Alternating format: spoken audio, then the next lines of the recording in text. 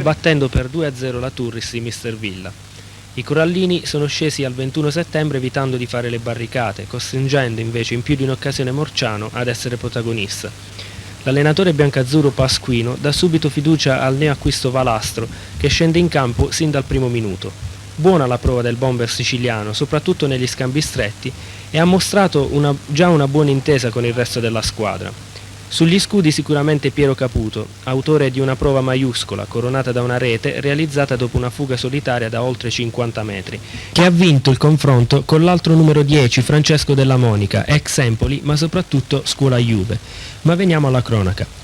Parte bene la Turris che per oltre 10 minuti costringe sulla difensiva la squadra locale, incapace di contrastare le giocate di Della Monica, che comunque non sospiscono effetti deleteri.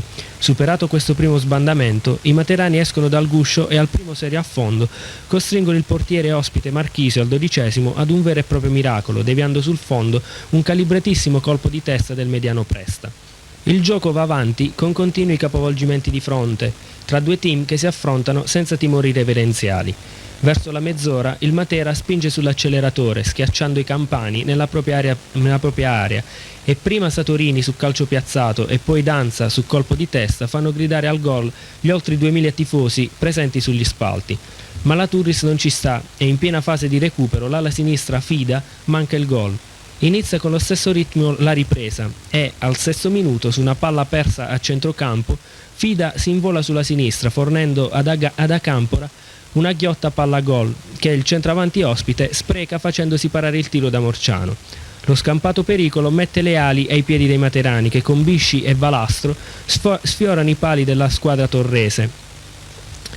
Il gol è nell'aria ed arriva al 18° con Iannella che mette in rete un tiro cross di Bisci, susseguente a calcio d'angolo battuto da Caputo. Il gol innervosisce i ragazzi di Villa, tanto da costringere l'arbitro ad espellere Acampora. Ma nonostante l'inferiorità numerica, la partita continua ad essere equilibrata, anche se un atterramento in area di Bisci lascia qualche perplessità.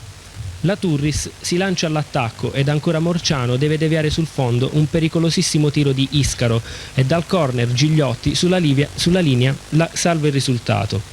Ci pensa Piero Caputo al 42° a mettere fine al match con una sgroppata di oltre 50 metri, trafiggendo dal limite il portiere corallino. Quindi un Matera che vince e convince, che si rimette dall'immeritato stop di Battipaglia ed attende ora in casa il Campania per mettere altri punti tra sé e la zona pericolo.